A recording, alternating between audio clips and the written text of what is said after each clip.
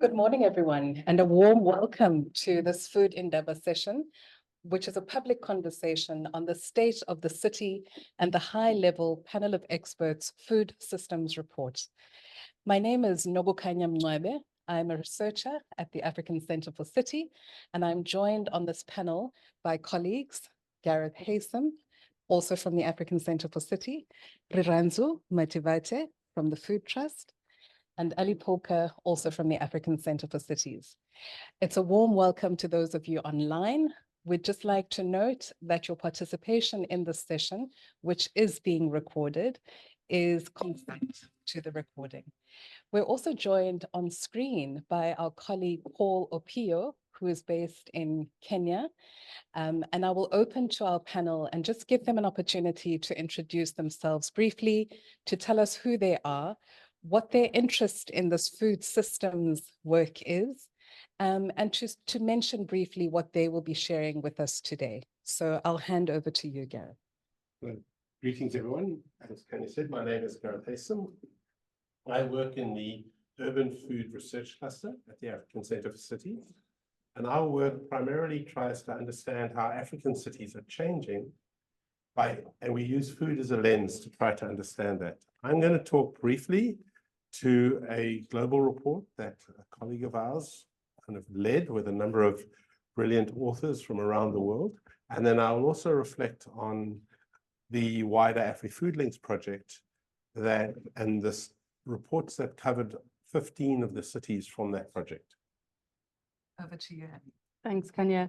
My name is Ali Polka. I'm also from the African Centre for Cities, where I work on the food cluster. And my interest in this is how food and planning intersect and the governance questions that arise when we think about food and food access in cities. And today I'm going to be talking about the State of City Food Report from Cape Town and providing one or two points that stand out in relation to that report. Thanks, Ali. Riranzu, could you just tell us a little bit about yourself? Okay, thank you so much, Kanye. As Kanye said, my name is Riranzu for short, and I'm with the South African Urban Food and Farming Trust. And our interest is really looking at how we work in the food and farming system and building community resilience. And I think through this, as an organization that's community-based, we are really much interested in looking at how we can help with supporting transforming research and policy onto the ground. And we engage really with the messiness of community and other stakeholders that really are interested and involved with bringing change into our communities. And yeah, I think through this, we have multiple projects that we're in collaboration with. And so we're quite interested in seeing how we really grapple with policy and how that translates in like real lived experiences. Thank you. Thanks, Ranzu. Paul, you're most welcome. Can we invite you just to introduce yourself briefly?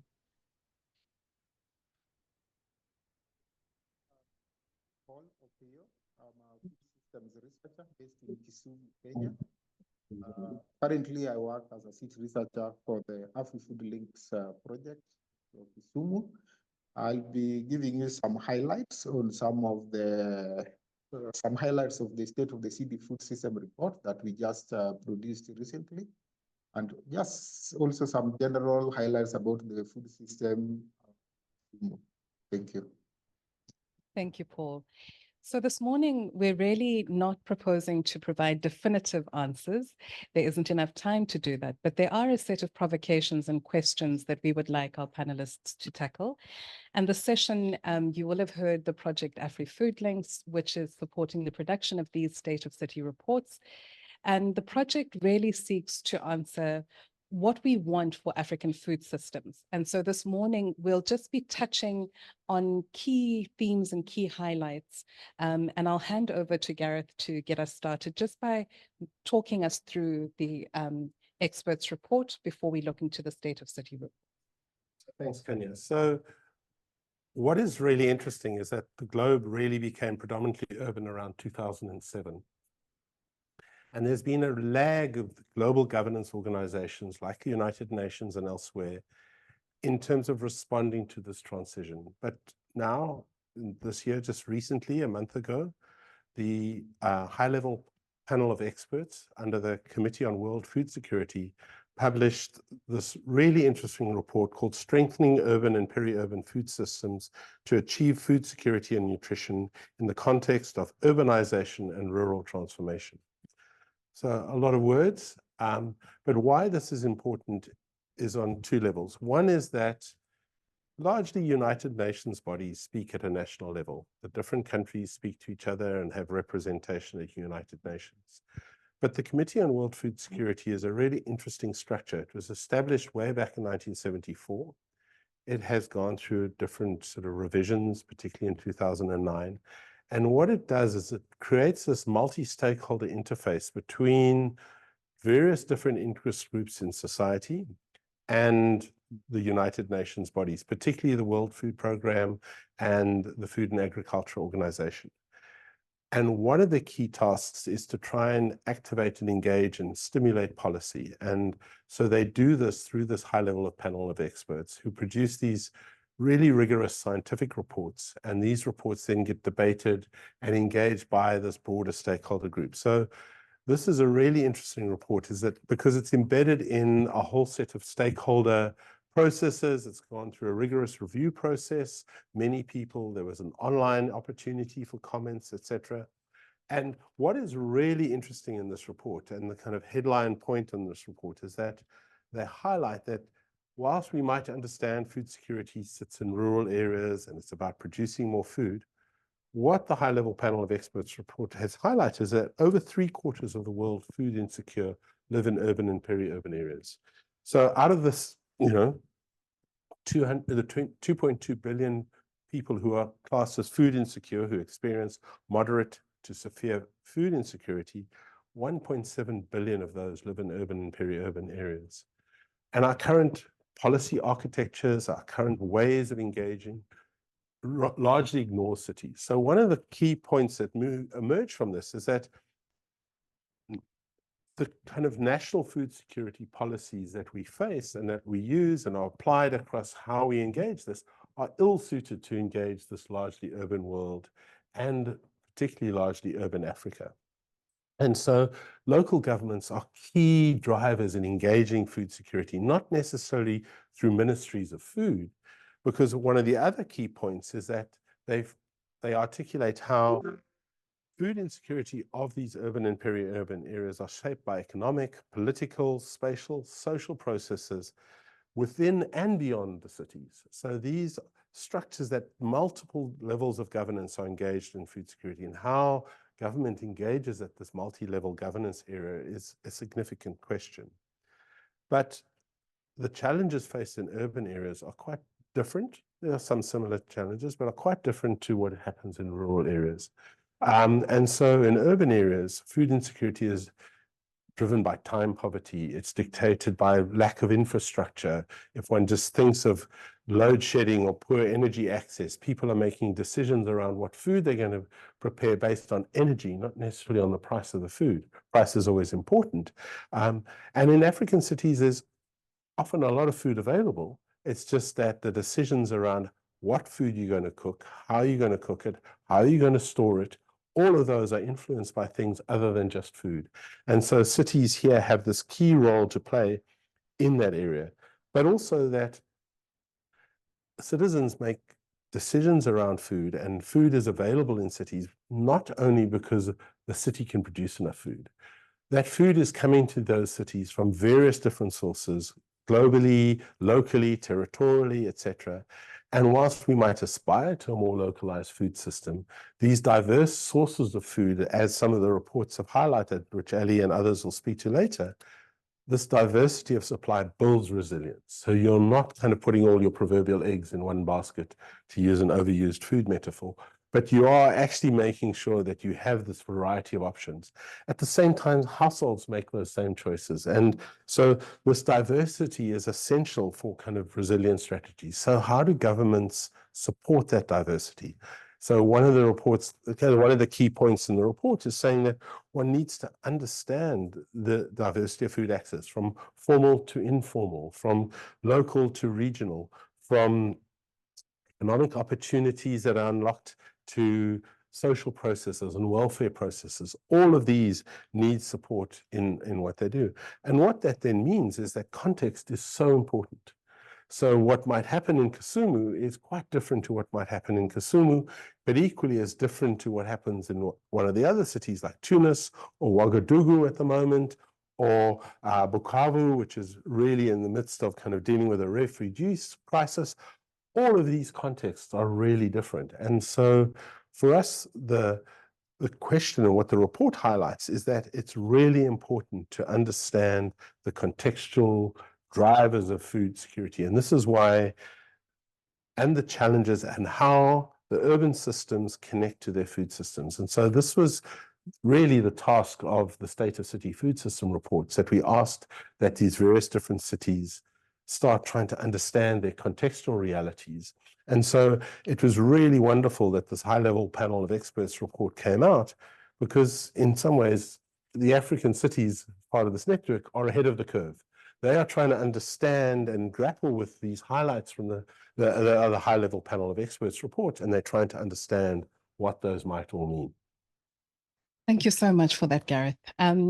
There's so many, I think, really salient and sobering points that you've highlighted. I wasn't aware, for example, that the majority of the food insecure are based in urban areas. I'd like to hand over at this point to Paul. You've given us quite high-level insights, and I'm hoping that Paul can bring it down to the local scale and help us understand what is the context in Kisumu, Paul? What are the insights that your research has found about what is the state of food in Kisumu, and what does that mean in terms of these challenges that Gareth has highlighted? Over to you. Thank you. I'll start by saying that the report that I'm going to highlight is based on You can hear him.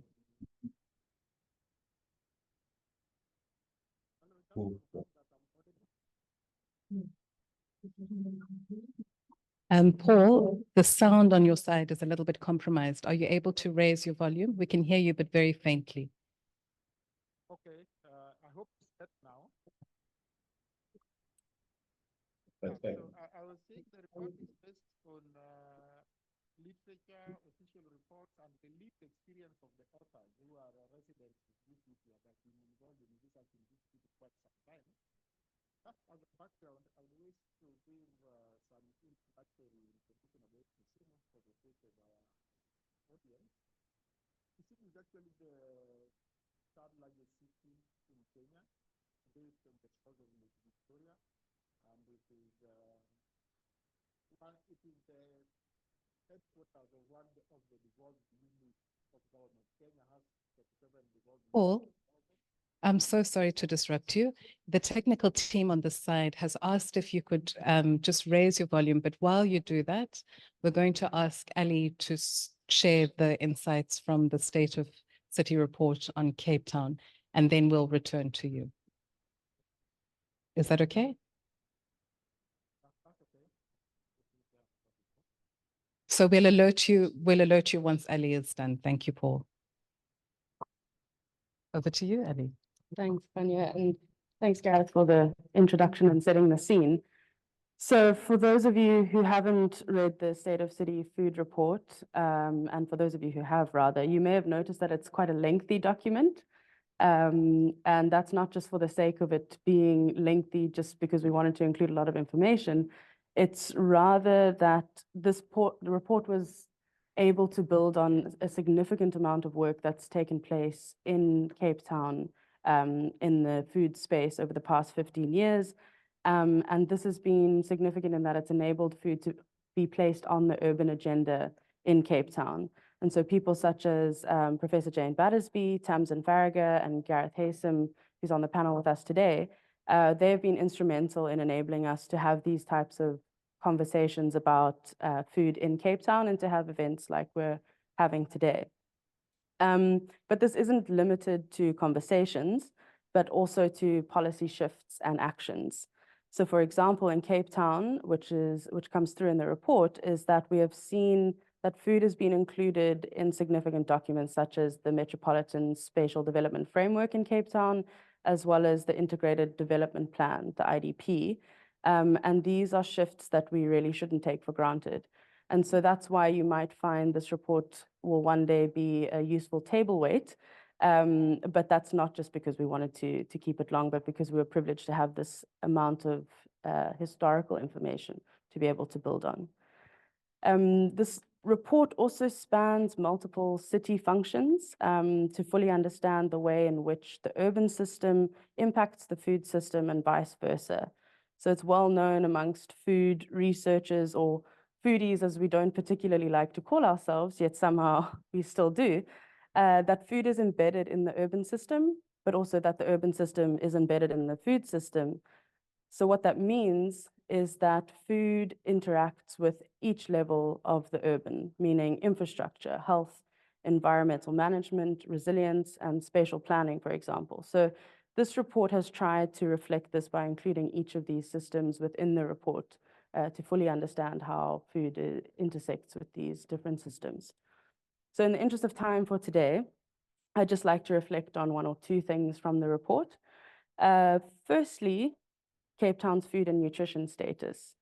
So the trend that we've seen in Cape Town reflects the global trend of food insecurity increasing while nutrition has decreased. And part of this is seen a shift towards ultra-processed food, although this on its own is not enough to tell us about what's actually happening in people's day-to-day lives in terms of food. Because what this implies with this increase in hunger and decrease in dietary diversity is that people are choosing or opting this style of eating, and that this is the preferred choice. But rather, this is part of a set of logics and trade-offs that residents in cities have to make on a daily basis, particularly the urban poor in our cities. And these logics are embedded in systems like the legacy of spatial inequality and spatial planning in Cape Town, in particular, income inequality and time inequality, which then oblige people to make these decisions that we're seeing, which then turn into something of hunger increasing and dietary diversity decreasing.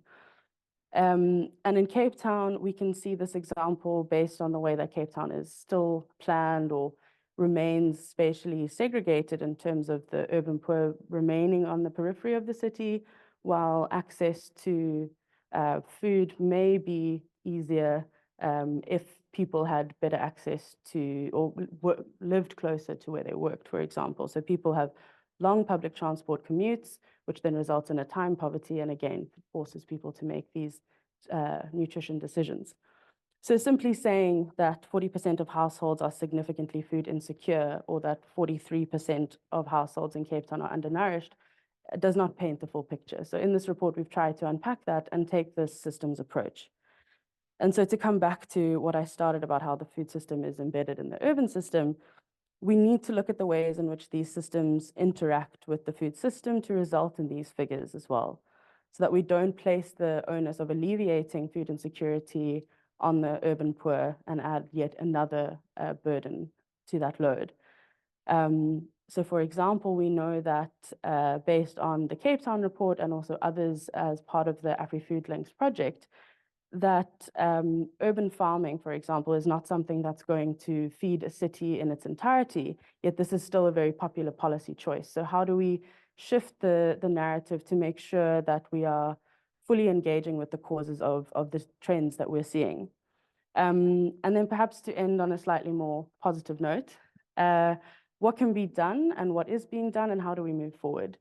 So firstly, to reiterate the importance of placing food on the policy and planning agenda through the MSDF and IDP. In Cape Town, this has been significant, but more can also be done in terms of this. So how do we begin to engage with multiple actors and stakeholders who are currently engaged in the food system? And how do we bring those voices into these policy processes as well, which is something that we've seen starting in Cape Town, but something that can continue. And how do we learn from what exists as opposed to implying what we think should be taking place as planners and policymakers? And then secondly, we need to recognize the importance of the role of markets and infrastructure in enabling access to food, specifically enabling greater access to food and nutrition security. And in Cape Town, we have seen how these spaces provide very instrumental ways in which, particularly again, the urban poor are able to access fresh food and more nutritious options than would otherwise be available. So how can these spaces be supported? How can we continue to enable this greater access to food and nutrition security? And here I want to be clear that I'm not saying that we must just formalize what exists in terms of an informal market, but rather how do we work with as opposed to prescribe what needs to be happening and how do we learn from. And then thirdly, in Cape Town, we have seen through examples such as Day Zero, various global conflicts, as well as the impacts of the COVID-19 lockdown restrictions, that a city cannot function entirely on a local food system. And Gareth made mention to that in his introduction as well. So cities are not islands, and neither should their food systems be. And if we're serious about building resilient, nourishing, equitable urban food systems, then we need to recognize that local does not always, and I'm going to hate myself for saying this, local does not always mean lekker. And it does not always mean better for those who are not from South Africa, but that diverse supply chains and opening up to enable food from outside of the city, not only the city, but the country, perhaps the region, may be more viable for particularly African cities to withstand various shocks and stresses. And then finally, as Gareth mentioned in his introduction again, is that cities are key to positive food system outcomes. And we have seen that reflected as well in the Cape Town report, but also that our governance structures do need to shift to enable the urban, the local governments to be able to take this on. And we're seeing that in Cape Town through things such as the Food Systems Working Group and various other multi-stakeholder platforms that exist. But how do we continue to enable this role of local government? And more can always be done. So from my side, I would recommend reading The Doorstop. There's a lot more information in it. And yeah, thank you to Gareth as well for being the lead on that. And hopefully you'll find something interesting in it, apart from some of the things I've said here.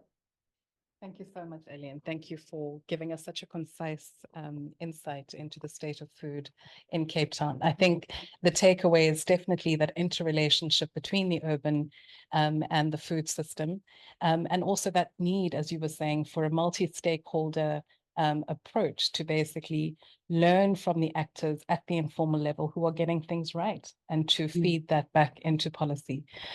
I'd like to invite Paul to give us insight into the state of food in Kisumu. And Paul, I'm hoping that we have resolved the technical constraints and that we can hear you well this time. You're most welcome.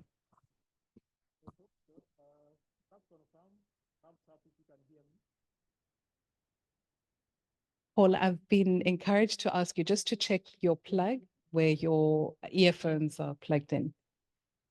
We can hear you, but it's very muted.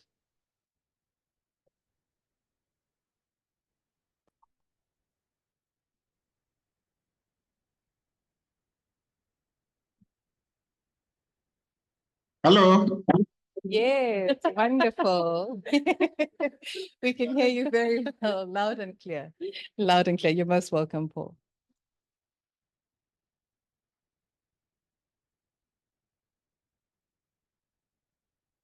To speak again, Paul. I think you've reduced the volume too low. We could hear you very loud and clear just a second ago.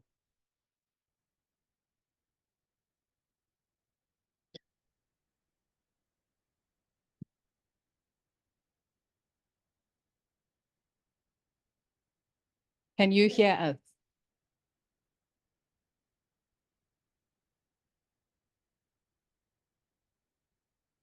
Paul, can you hear us on your side?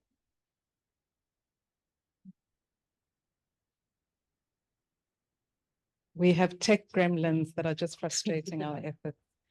Paul, can you hear us? Okay, in the interest of... There we are. Paul, we can hear you very well. Please proceed. Hello.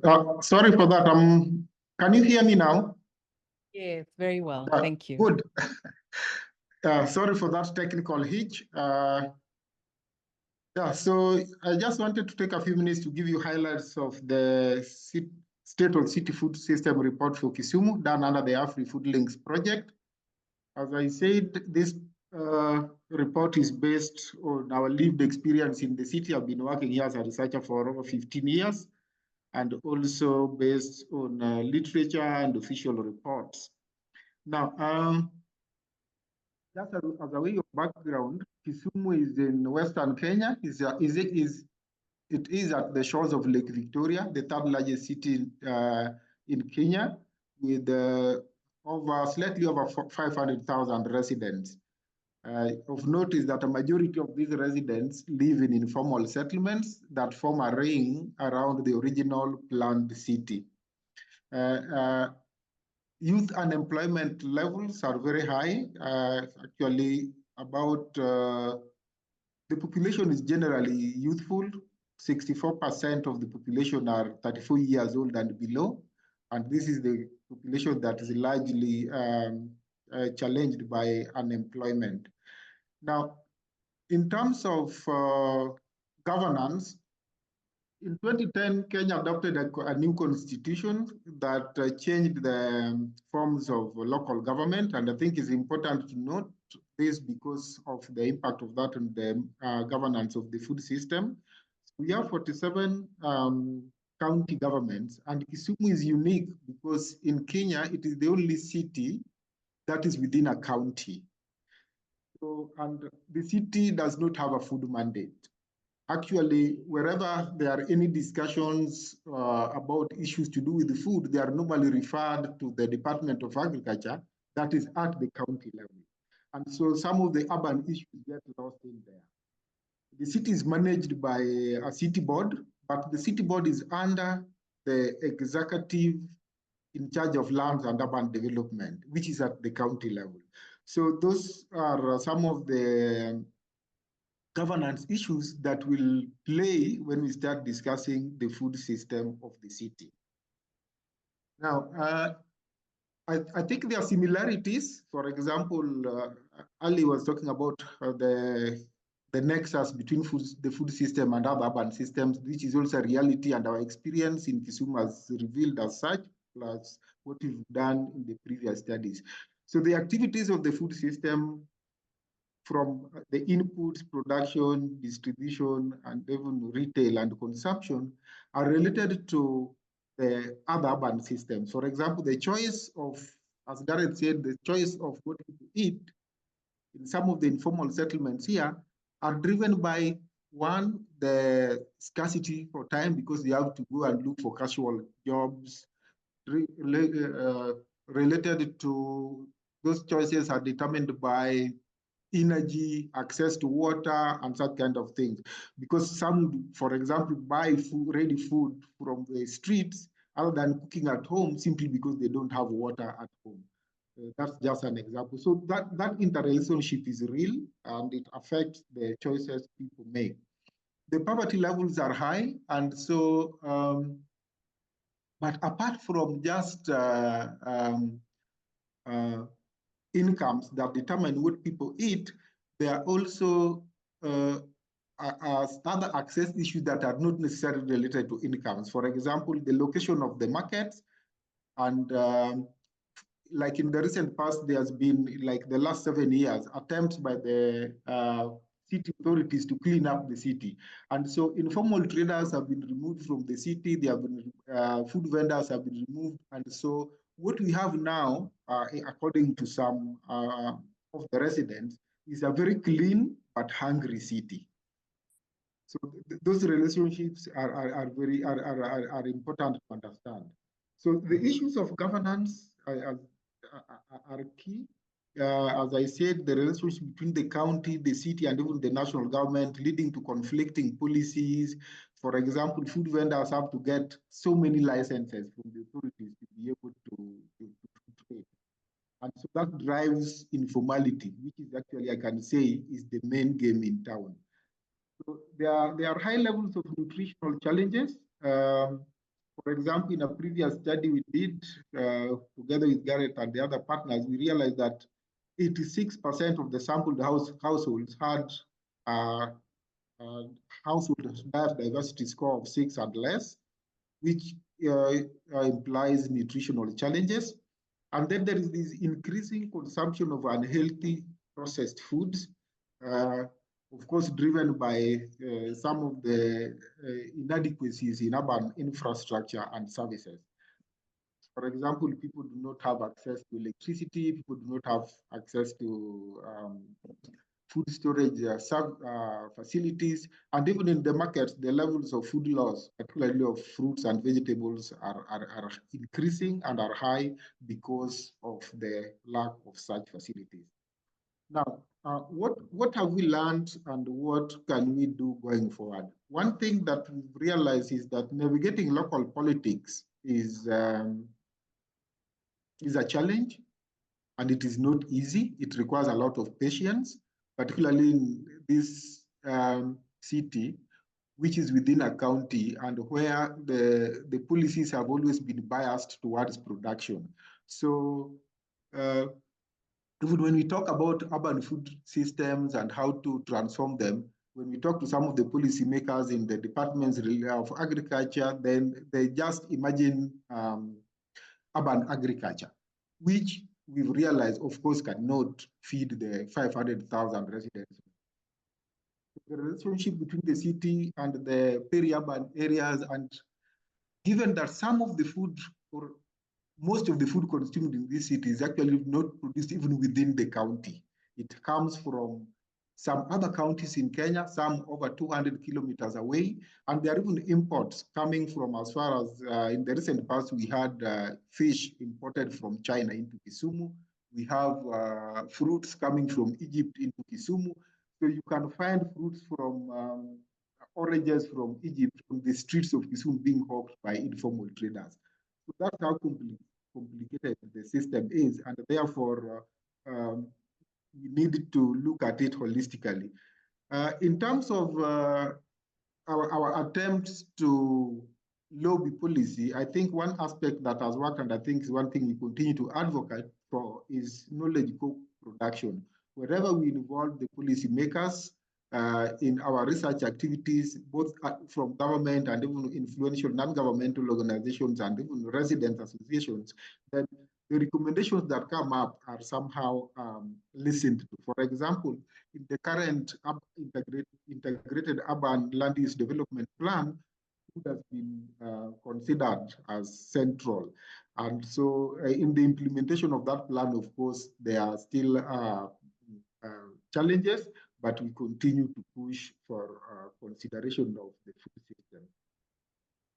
So understanding the food system of African cities from our experience here is we need to use adaptive methodologies as researchers. For example, we need to really take time to walk down the streets, walk in the market, and ask questions so that we can be able to understand. Otherwise, there are so many assumptions that are out there and that policymakers do make, for example, equating informality to illegality, while in reality, our studies have shown that over 70% of the residents on a day-to-day basis get their food from these informal vendors.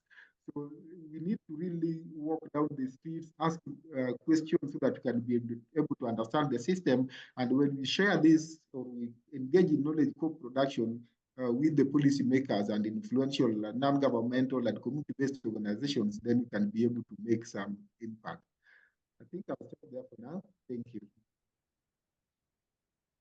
And I really appreciate your presentation because it really speaks to the complexity of this, the state of the city when it comes to food systems.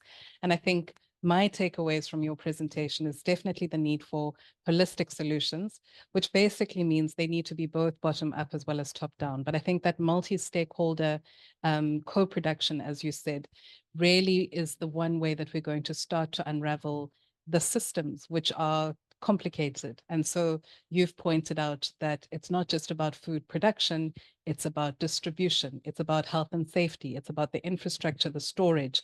And so I think it really is telling that we can't put it on city residents. It really is something that needs to be addressed at the policy level. So we've heard about the food system in Cape Town. We've contrasted that with the state of the food system in Kisumu. But Gareth, I'd like to invite you just to share some insights from the other 13 cities that research was conducted in. What was coming out of those spaces? What were the contexts and what were they telling us? What insights and lessons do they provide to us? Well, thanks again, Kanya. And just briefly, I think so there are these 15 cities that have done these studies within the AfriFood Links project. This is a first phase. Those cities are now going deep into asking specific questions and doing these really, as Paul mentioned, this walking the streets to really get into it. And that's what's going to start happening now. But across all these 15 cities, for me, what was really interesting is to just acknowledge that Africa is effectively ahead of the curve.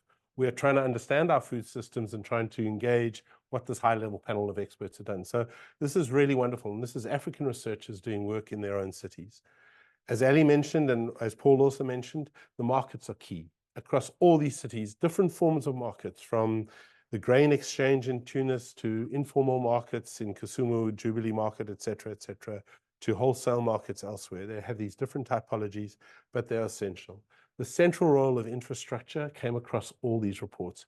How important infrastructure is to the urban food system is something that hasn't got the level of attention that it needs.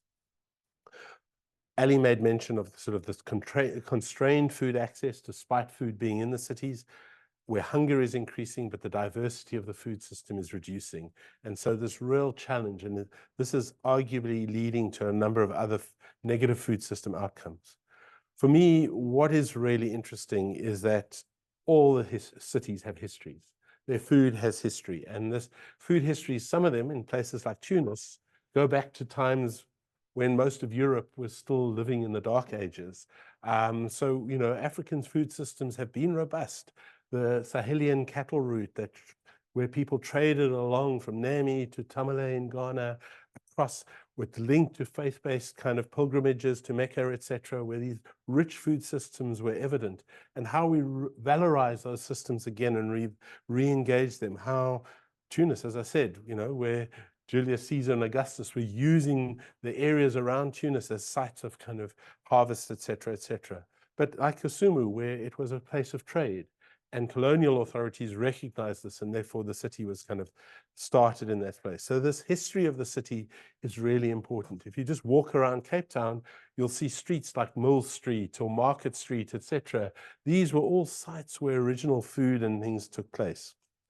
The really other important thing that came out of these reports is that the urban food systems are transforming rapidly. And at the same time, the urban systems are transforming.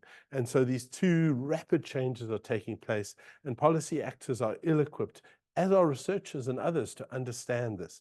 And so the lived reality of everyday urban residents is an important indicator of what is taking place. Across all the cities, it was made very clear that they relied on this diverse food system. And for me, what is really important in that is what is a point that came out in the reports is how we empower officials and government actors to understand what trade-offs have to be made. So whilst we might all want a more urban and a more localized food system, what are we losing by doing that? What is happening in that instance, and how we engage those trade-offs around a whole set of issues? The other point, what came across, and all of them has been mentioned already, is Paul mentioned, Ali, the governance structures at the moment are ill-suited to respond to this rapid transformation that is taking place. But also that we have to be quite careful of this kind of multi-stakeholderism. The colonial histories, the legacies of these cities often mean that there is massive inequality and inequity in the cities. So who has voice in these multi-stakeholder processes? Whose voices are silenced? How we actively bring voices of the voiceless into the system, and how we start to move with that life. The other point is also to sort of that emerged was the curse of Berlin, that our food systems are not bound by national boundaries. that they are not kind of bound by these boundaries that were drawn at a conference in Europe way long ago, that people move across, that the food systems move. So Paul's story, you know, the relationship between the Great Lakes region and how food happens, what happens along the Sahelian cattle route between Nemi and Tamale and Burkina Faso, how the food systems move across these regions, how the food system of Windhoek originally was part of a trading route that used to go through the Okavango Delta and up into kind of southern Angola, and how parts of those systems still exist. And so how do we valorize and engage and understand the sort of territorial kind of components of that? I'll leave it there. But yeah. Thanks, Gareth. So I think we've really surfaced a lot of really great insights, both for the food system, its relationship to the urban system. And there are a great deal of implications. We've touched on the complexity of the governance question, given that there isn't a food mandate in many cities. We've spoken about the interrelationship between the city, the council, the district, the province, national. We've spoken about the sophistication in many cities of how food arrives in a city. There's regional trade, there's international trade. And so Ranzu, I wonder if I can task you with this very ambitious question of, so what? What does this mean? What are the implications? What can be done to address some of these challenges? First of all, thank you for all of you for highlighting all the different elements that I think it was important for this report to come out at this time. And I think it was also really good and coincidental that the HLPE report also came out. I believe that it really kind of reiterates what we already know, just in terms of where we are, in terms of where the food system is, and where we need to go. And I think it also illuminates quite a lot of the gaps that now us as an organization are seeing as we're working with different stakeholders on the ground. I would like to kind of speak to the AfriFood Links project that we are kind of grappling with together with the city. As Ellie mentioned, you know, food and food systems are now being mentioned in some policy documents at a municipal level.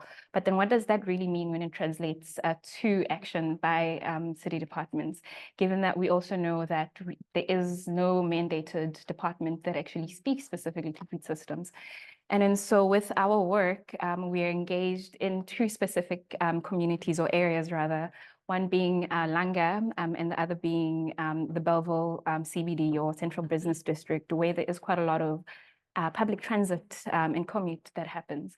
And I think I will start with saying in these areas we're focusing mainly on the informal food traders, because we realize, as has been mentioned multiple times, the role that they play in really meeting the gap. And I think also the interest, speaking culturally, to the food that is missing quite a lot in more of the larger supermarket or retail spaces. And so we are wanting to see how we can actually work towards improving the state of the food environment for the informal traders, so that they are able to be better positioned to continue supporting and addressing food security, as we've highlighted it. And in this, we have been working together with the City of Cape Town as a municipality, and it's been encouraging just to see how enthusiastic multiple departments have been in really engaging us in this, particularly working through mainly area economic development that really speaks to how they manage trade and functionality of informal food trades. And I think through this engagement with the city, given that there's no centralized way of dealing with food system, it has been quite an interesting and messy process of understanding essentially where the boundaries, which department needs to be involved, because as we know with the food system, it does not only speak to just agriculture. And when you look at it through resiliency or sustainable lens, it really looks at all the different elements. And so from an economic perspective, infrastructure, environmental, societal, as we're really unpacking the roles of different city departments to help with illuminating and enabling mechanisms to get informal food traders better positioned to support access to food for food security, it it becomes a journey of learning for all of us. And I think for us as an outside organization, being privy to such messiness is exciting, but it also quite frustrating, because I think given that our role is kind of representing the interests of the communities, and knowing that at a certain level, as this has been mentioned, there really is no current adaptability, where there is rather rigidity in the types of mandates that currently exist within the city. And so in how far government and municipality can really proceed in wanting to transform and make real change, we are limited with that. And so this is one of the key challenges that we've been grappling with. What has been good, as I mentioned initially, is that there is real interest and want from different city departments. And I think in some cases, we find that it might not necessarily be departmental, but then individuals. And what that speaks to is, I think, institutional memory and interest, and how do we drive that? And I think coming back to saying that we need to really make sure that the people who are the key decision makers within the city are the ones who are able to provide a mandate that enables those officials that are interested in making a change on the ground. Until then, we are not going to be able to really make a difference. And so it is the hope that through this project, we're able to illuminate all these challenges and make sure that beyond the timeframes of the program or the initiative rather, we're able to continue engaging with the city, and the city is able to actually take ownership and accountability in learning from the lessons from this work, as we work with informal food traders, to then see what policies can actually, and regulations can be changed in order for them to be enabled to really make a good transformative impact through the food systems lens. Yeah, and then I think, but then besides that, it was interesting when I was reading the state of food systems for Cape Town, that one of the areas that was mentioned was Stellenbosch, just in terms of where the policy has been there. And I mean, it's been over a decade since a similar sort of report was done, but at a much smaller level. And what has happened then is that I think COVID illuminated the need for a multi-stakeholder platform, but in a way that was kind of driven from a ground up type of approach. And it was useful to have the policy document to help with informing how we start navigating and understanding our own city. And that has come from, I guess, the work that research has brought into the space, but then it also governated the self-interest of people working within the food system, be it a resident, be it a farmer, be it a retailer, to really understand their position within the Stellenbosch food system. So now exists a platform called the Stellenbosch Civil Advocacy Network that seeks that really helps with supporting multiple stakeholders, from civil society, from government, from the University of Stellenbosch itself, as well as ordinary people who know that they have an interest in understanding how to better the food system. And I think through that, it has been quite encouraging and engaging to look at how we actually work in a way that is beneficial for all. And I think the key there was then really understanding at the time the limitations of the mandates, and then what then we can actually use within a set mandate that can still serve the interest of the greater good. And yeah, I think with that is encouraging as a learning that we can bring into the city of Cape Town, and looking at how then we can bring opportunities of really not only informing, but engaging, and then seeing how we develop agency in translating these reports that I don't think have yet kind of reached the resident or the citizen on the ground. So how do we do that? Who does that? How do we enable a way that is, I guess, more democratic, and that really speaks to true multi-stakeholder engagement? So that's, yeah, thank you. Thanks so much for that, Ranzo. I think, we keep repeating just the complexity and the challenge, but given, I think, just the complex nature of the configuration, I think it's the first time I've really had empathy for the city of Cape Town. If I think about one, all of those departments don't speak a common language. They have boundaries in terms of what they understand their mandates to be. So I'm incredibly excited that they're all around one table and actually trying to think about a coordination mechanism to make sure that the food systems work has expression within the city of Cape Town. I think the second, which Paul touched on, really just will allow city officials to be in the feet of the people who are trading at market level, to understand what it means to have to close shop to go and apply for a permit, what it means to have to transport the goods. So how can the city build better infrastructure so that it's not a case of, you know, commuting with the goods that you set out as a vendor every day? What are the ways that we can incorporate sort of sustainable energy into marketplaces? How do we draw in the people who are responsible for road and landscaping design to think about both the needs, not just of the vendors, but also the consumers who access those spaces? So I think it will be really interesting to see what comes out of this research and how the AfriFood Links research practically makes a difference in terms of the food system within Cape Town. We have a few more minutes, and I wanted to pose a very quick question to all of you, just in terms of what are the opportunities for innovation that you see from your respective research vantage points? So for you, Ranzu, what do you hope to see happen in Cape Town to ease some of these constraints and challenges that we've mentioned? And then I'll hand over to Gareth and then Ali to close off. Thank you so much for that question. I was hoping to avoid it, but thank you. Honestly, as we've spoken about, I think we're still in the messiness of really understanding the limitations of the mandates from each city department. And I think as we're engaging in this work, sometimes we have unintended negative consequences as other city departments get involved. And so I think for me, our interest would be from how then do we ensure that we equip the informal food traders in the community in a way that they understand how to navigate this messiness, given that the city itself is still also trying to figure that out.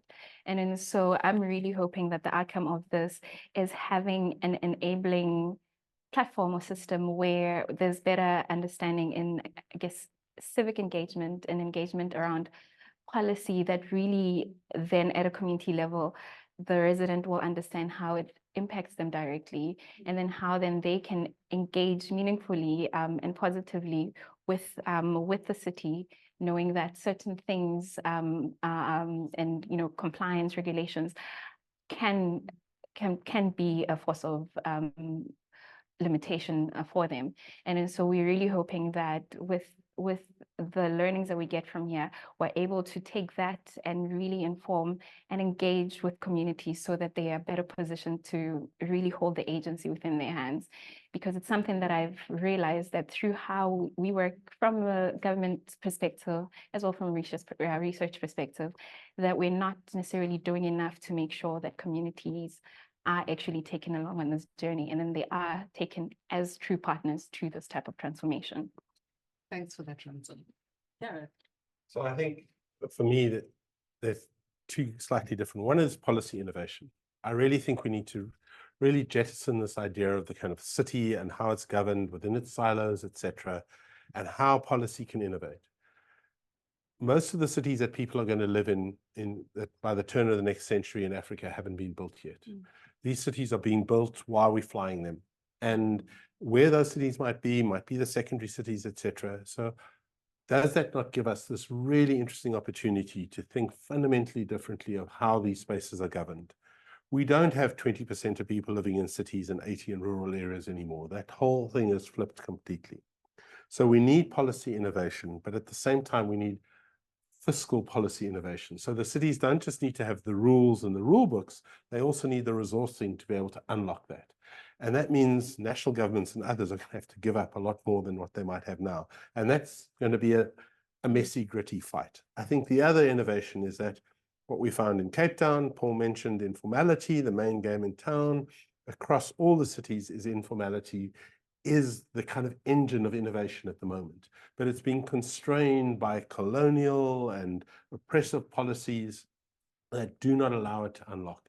I don't want to over-valorize informality. It's often there because there are other key challenges that need to be addressed, but informality is a site that offers fascinating areas for fundamental change and how we might engage things. I think also what we need to think about from an innovation point of view is how we deal with this tension between a child that is conceived today needs to get the optimum nutrition today, but addressing the messiness of the systemic change is going to take time. So we need to be able to play at both ends of this and try and find a way in which we act now, recognizing that things might not be ideal, but we can act and engage and innovate, but at the same time, always striving for a kind of fundamental systemic shift. Yeah, maybe too scratchy, beady academic, but I think that's where it might be where it sits. Thanks so much, Gareth. Ali, and then Paul will invite you to share your 2-minute reflection on innovation. Cool. Thanks, Kanya. I think I tend to combine what you've both said. But firstly, that innovation doesn't need to be flashy. And we already know that there are systems on the ground that work. And how do we learn from as opposed to impose our own kind of mandates onto that? And in the processes, in the way that Renzo was speaking, what are the unintended consequences of the way that we engage with people? And how do we avoid those and switch our mindsets into an approach that is really honest about learning from, as opposed to, again, imposing and informing, I suppose. And then I would also echo the need to sort of kind of look through the opacity of the city's policy and process, because for the person going through there every day, how do they navigate the state, and in what ways can the state be better at making themselves more transparent in these processes as well? And I suppose finally, I think as long as we are continuing this conversation and keeping those things in the back of our minds as we go through the way in which we either are writing reports, policy documents, or planning, that can, in most ways, I'd say, lead us towards something that is potentially going to shift our food system. Yeah, but also these unintended consequences are something that I still grapple with as well. And how do we actually move it? How do our best interests actually serve people? And being in the privileged position to think about this as opposed to live it is also something that we need to reflect on, I think. Thanks so much, Ali. Paul, are you still there? Would you like to just share a 2-minute reflection on what is the innovation that you would love to see at the level of Kisumu to strengthen food systems where you are? Yeah, one thing that comes to mind from the report and even the other studies that we've done is the issue of urban planning and the food system. Actually, even from the training of planners to the policies that they do develop currently, there is real need for consideration of the food system in urban plans, because all the plans, the policies that are done for the city really ignore the food system, and it somehow assume that somehow the residents will be able to get nutritious food. Also, as a way of reflection, we need to continue learning from the communities, how they have always coped with and how they are even currently coping, and be able to support them so that then we can realize, take note of whatever they know and how they have been coping and how they can be supported better, other than the top-down thinking that mostly we believe as academics or as policymakers that we know, and then we can prescribe for communities how to navigate some of these issues. Yeah, thank you. So we're going to be closing just this discussion, but of course we're not alone as a panel. We have a great number of people who are joining us online today. And so we'll screen a short video that really tries to put you into the shoes of a family in Cape Town, marginal, so not wealthy, having to navigate how to go about securing food and provide nutritious food for a family. And as we do that, I'd like to just encourage you to populate your questions into the Q&A. And when we return from the screening of the video, we'll address some of those questions to make sure that your voices are also represented in the room. Thank you so much. Feeding Nosipo, working together to secure nutritious diets. It's early morning in Masipumelele, a township in the Western Cape. Nosipo lives here with her mother and brother. Today, she's eating a bowl of banana-flavored instant pap for breakfast. She likes it because it's sweet and tasty. Her mom likes it because it's quick to make and always gets eaten. Plus, the packet says it's fortified with vitamins and minerals. What it doesn't say is that cereals, like this one, have a high sugar content. After breakfast, they walk to creche. Along the way, Nosipo likes to pick up things, bottle caps and plastics. On rainy days, stormwater drains block and Nosipo plays in the puddles. Her mom stops her because she worries Nosipo will get sick. At creche, she has some porridge with sugar and margarine. At lunch, it's vegetables and pap. Nosipo doesn't really like the spinach, but her teacher says it'll make her big and strong. After creche, her aunt collects her. She watches TV and eats 2-minute noodles. There are always noodles at home. Her mom buys them on special at the supermarket. They are easy to store and prepare. You don't even need a stove and it saves energy, but they have very little nutritional value. Later, Nosipo plays with her friends. Sizwe's mom has sent him to buy some bread and onions at the spaza, and to motivate him to go, she's given him a few rands for sweets. The children can just see over the counter because the shopkeeper has put an upturned crate for them to stand on, and the sweets are right next to the till. It's late afternoon now. Mom's finally home and starts cooking. Nosipo must be careful because the space is small and her mom worries about the hot cooking pots and the paraffin stove. Electricity is unreliable and very expensive. Tonight, it's pap and sausages, a favorite because they're tasty and cheap. Nosipo's mom tells her that she'll be healthy if she has a full tummy. Veggies will have to wait until Sunday. Mom can't afford them every day. Children's diets, like Nosipo's, are shaped by overlapping systems that interact with each other to affect the availability, access, affordability, appeal, and aspirational value of food. These factors make it difficult for many children to consume a sufficient variety of vegetables, fruits, whole grains, dairy, and other nutritious food. At the same time, environments can make it easy for children to eat too many of the wrong types of food and not enough of the right kind. But these diets are not inevitable. Nosipo's story illustrates how systems are responsible for shaping children's diets, often negatively, despite Nosipo's mother's best efforts. If government departments can better interact with each other to collaborate at different levels, we can ensure that our actions, policy, and innovations are complementary and transformative across the whole system. To effect meaningful change, we must connect policy to people, to the lived realities of the people we serve.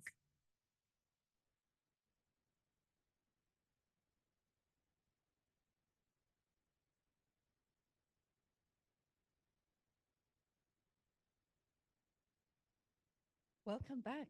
I just want to give another round of appreciation to my panelists and just to thank them for their insights this morning. I hope you've enjoyed that video of Nosipo. I always find that it really does foreground and tie together all of those issues in a way that is completely relatable. And as we said this morning, it speaks to the need for policy to take account of all of the relevant systems that are pertinent for food security, And we touched on a few of those, from health and safety and sanitation to infrastructure, to economic development, and so on. We invited all of you who have joined us online to share your questions, and we're just going to see if there are any questions that have come up. But whilst we review the questions, it occurred to me, so the first question is, how important is it to have a dedicated food security council? I'm going to ask for the question just to be screened again. I think it tapped off before I had a chance to see it in full. This is a second question. So how do we include the peri-urban setting when considering innovation and interventions for food systems? And how do they fare in the food system agenda in Cape Town right now? So that's one question. I hope someone got that big mouthful. The second, so I'm going to read it again. How do we include the peri-urban setting when considering innovation and intervention for food systems? And how do they fare in the food system agenda in Cape Town right now? I'm going to open it to the panel. This is it's a question that's above my pay scale.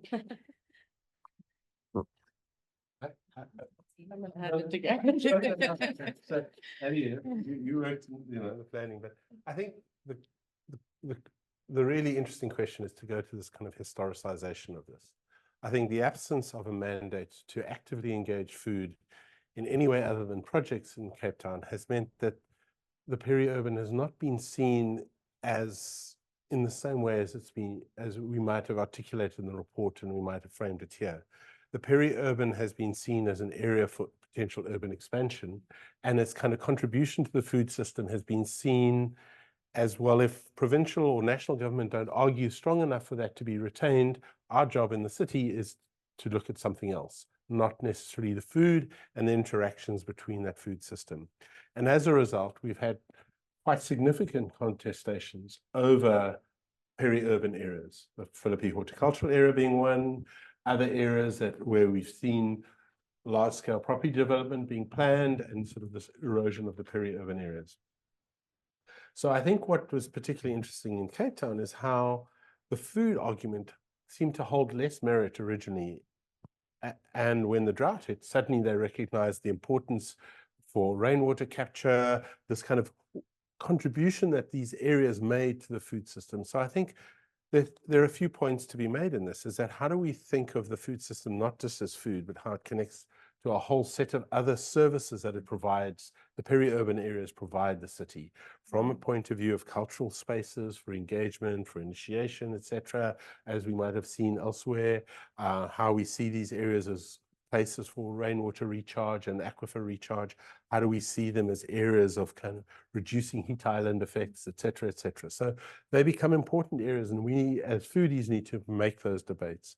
I would argue that these spaces remain contested right now. These are areas where we have a housing crisis. We need to try and address housing. We need to try and address a whole set of other issues. We've just come out of the drought. So how do we actively understand those areas? And so I think, to answer the question, at the moment, right now, I think there are areas that are being fought about and they're contested. And I think the role of people working in this food space is to amplify them. But I also think the role is to come together more in these multi-stakeholder processes.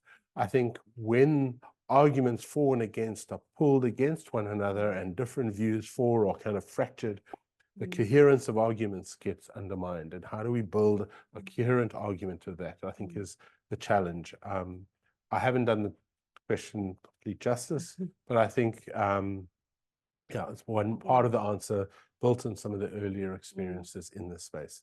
The other component to this answer is to actually ask the question that Paul and Renzo, you've asked as well, is kind of, so what are the community voices saying about these spaces? And so I'm not necessarily, I can sit here and offer an answer from my very limited experience, but there are many others whose voices need to be brought in to answer that question as well.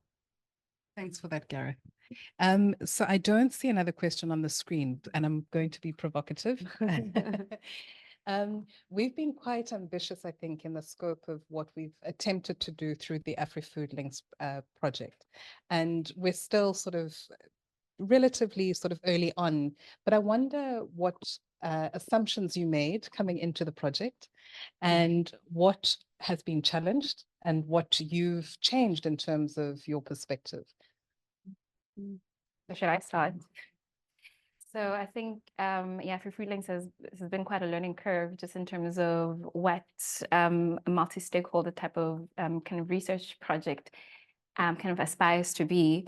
And I think going into this initially, one of the assumptions that I'd made is that it was an assumption that there was a lot more that was known around the food system, given that there's been so much kind of research to help with building how the project kind of translates into practical action.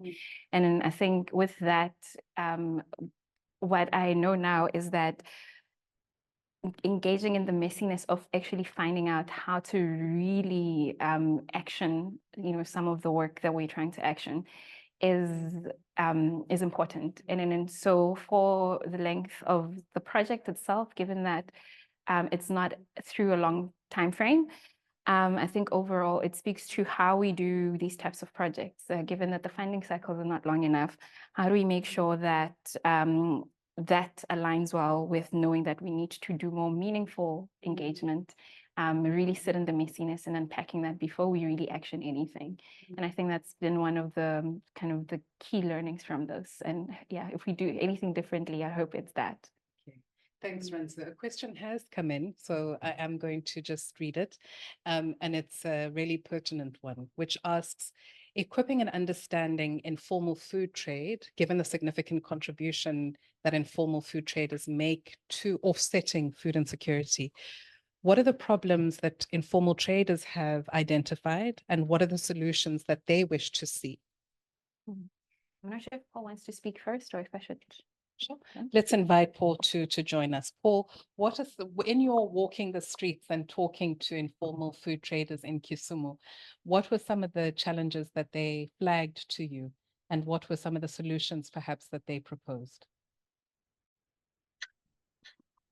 Yeah, as I said, informality is really the game in town because people are driven to start food enterprises because of the high levels of unemployment. So one just wants to go to every corner, try and find something to sell and be able to make a living.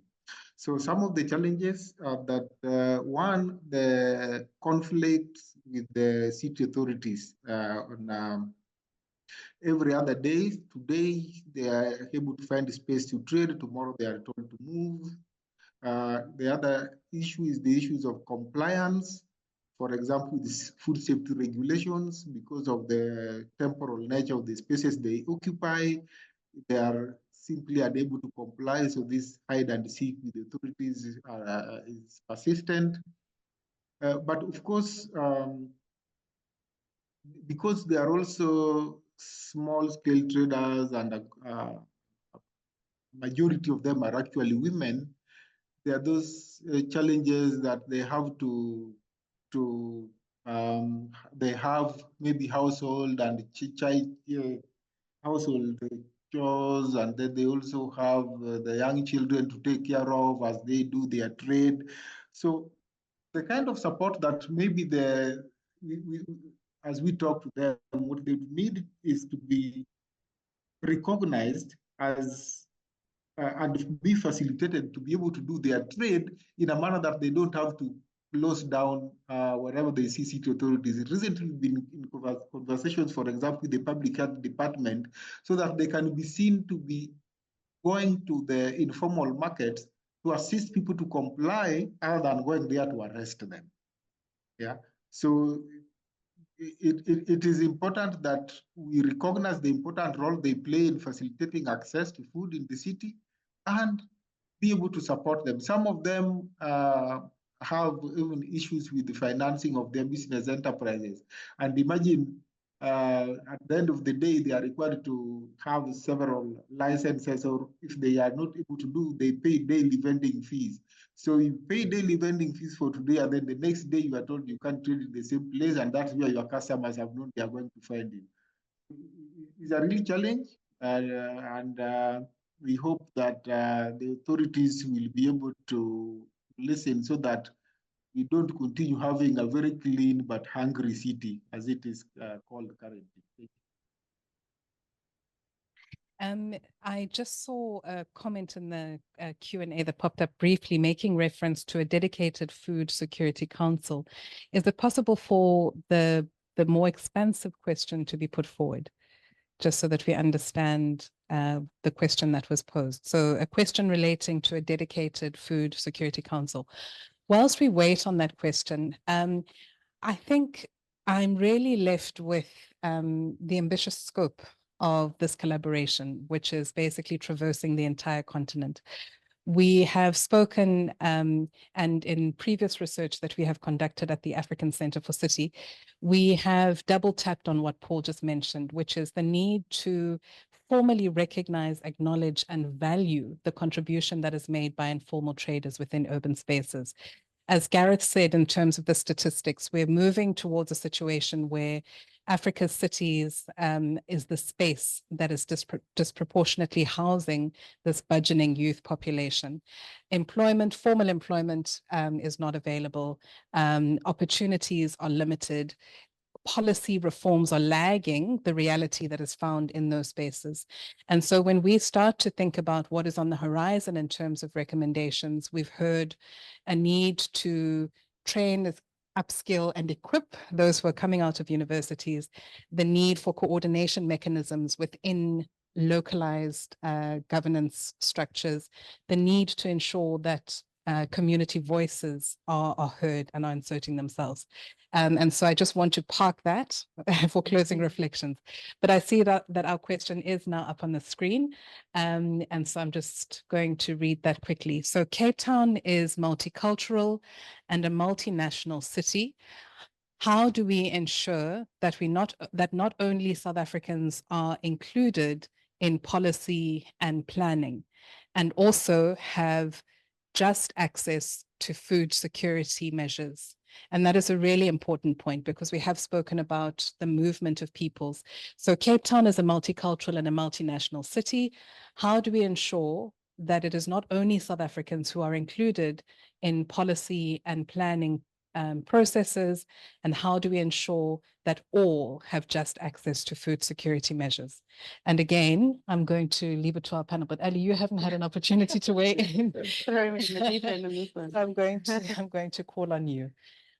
Yeah, I think we do address some of the multicultural nature of Cape Town in the report, but I think that my panel would agree that in a similar way that we recognize the role and appreciate the role that informal traders play in the food space, we need to do the same for those who are not South Africans and who are living in our cities, because we are a multicultural, multinational city, and from a local government perspective, I would say as long as we can make sure that ethic is being put forward, that appreciation and that acknowledgement, perhaps that puts pressure on national government to enable the status of people to become more secure, so that we don't villainize our continental residents as well. So I just want to pick up on that, because I think it's an important point to make, which is that when we talk about the informal sector,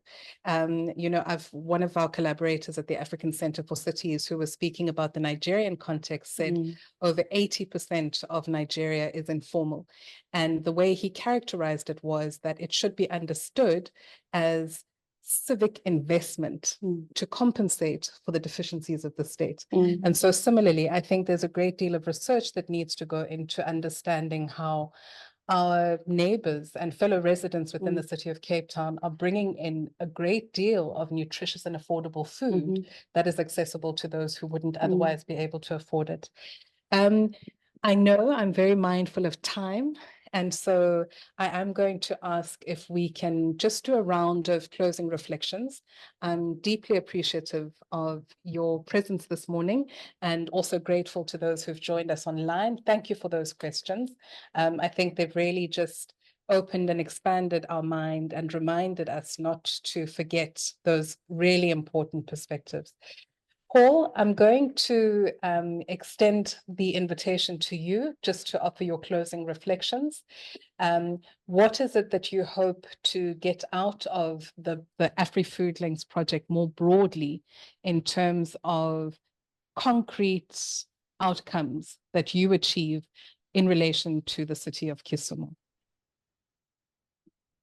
Yeah, I think let me answer that by linking that to a question I think that came on the screen about Food Council.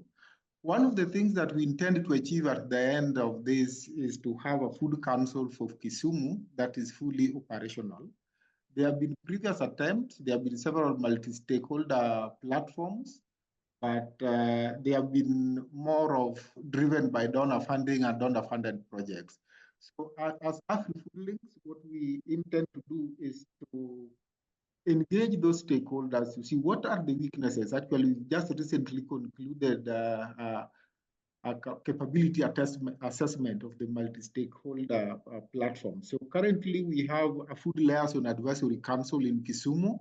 Of course, we thought that it is not necessary to start another platform, but to strengthen this one so that at the end of this project, we should be able to have a Food Council for Kisumu that is comprised of stakeholders from various sectors, including both government, non-governmental, and even the private sector, to be able to drive the food agenda for the city. Thank you. To my panelists here, closing remarks. Be the platform to, echo some of the things that we grapple with on the ground.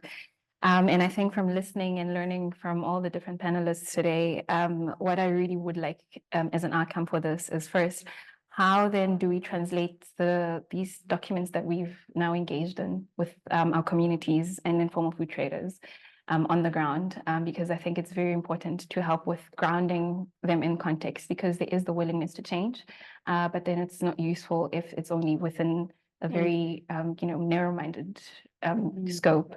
And so I think the responsibility lies with us to make sure that we translate that and we translate that well.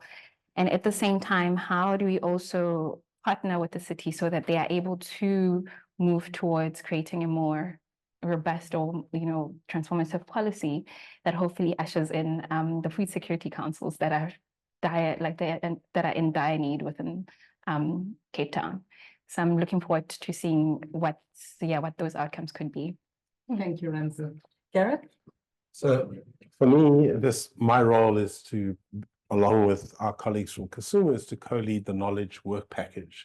And so my role is around trying to understand knowledge. There are incredible partners across the continent who are doing work within communities. And so from a knowledge perspective, for me, the AfriFood Links project, for me, really presents an incredible opportunity for African urban and food system knowledge to be front and center, to draw on the knowledge that sits in African cities to inform how African cities transform. In the food space, Ellie mentioned foodie, there are all these concepts from food environments to food deserts to the nutrition transition that academics kind of replicate and offer, often with valid reason in certain contexts, but often in a way as if it's assumed that they are transferable.